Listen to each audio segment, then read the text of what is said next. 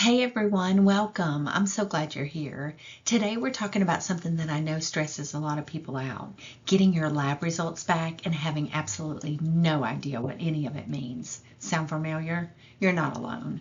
Whether your results pop up in an app before your doctor even calls, or you're staring at a piece of paper full of numbers and acronyms, it can feel really overwhelming. But I promise you, by the end of this, you're going to feel so much more confident. We're going to break down your CBC, your CMP, what those normal ranges actually mean, and the questions you absolutely deserve to be asking your doctor. Let's get into it. Before we dive into the numbers, let's just level set on what lab results actually are, because I think that context alone takes away a lot of the anxiety.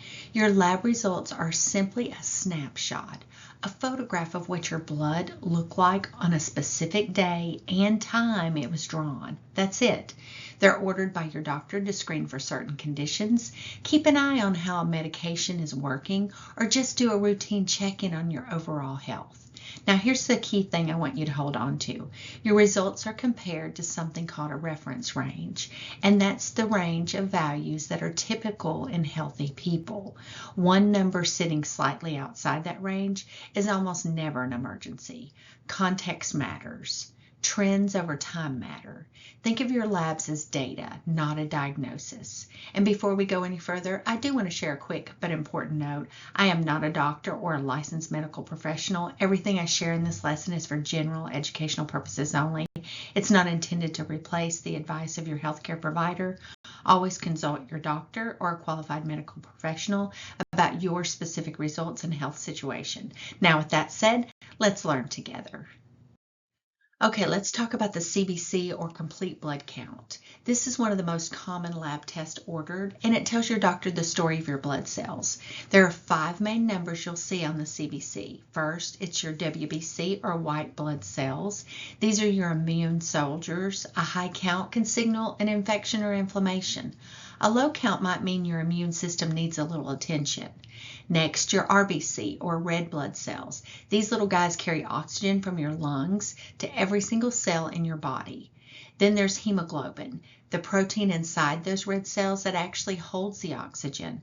If this is low, your doctor might use the word anemia. And then there's hematocrit.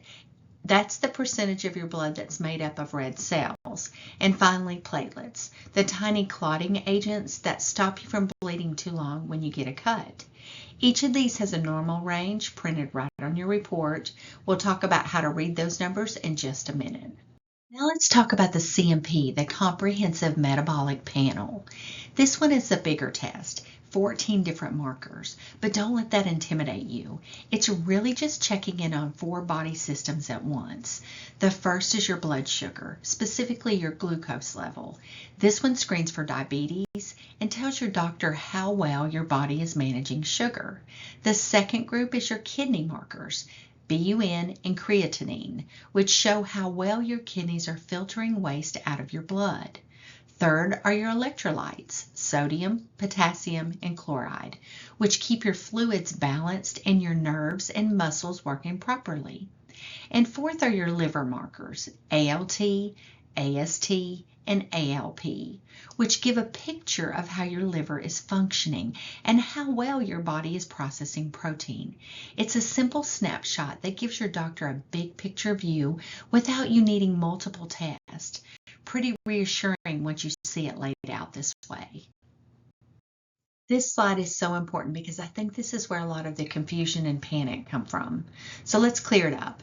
When results fall inside the reference range, that's generally a great sign. Those ranges are built from large studies of healthy people, so landing in that window means you're in line with what's expected.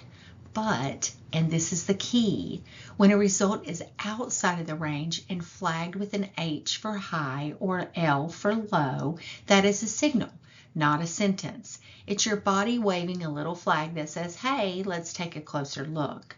Mild deviations happen all the time and can be explained by something as simple as what you ate before the blood draw, how hydrated you were, whether you were stressed, or a medication you're taking. And there's something a lot of people don't know. Every lab sets its own reference ranges. So always compare your number to the range printed on your specific report, not something you Googled. So let's say you get your results back and something is flagged. Here's the exact thought process I want you to walk through step by step instead of spiraling.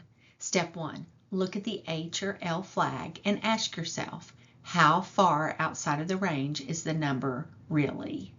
A little bit off is very different from being significantly out of the range. Step 2, find the reference range printed on your report and compare directly. Step 3, think about context. Were you fasting like you were supposed to? Were you sick recently? Are you on any new medications? All of those things can shift your numbers.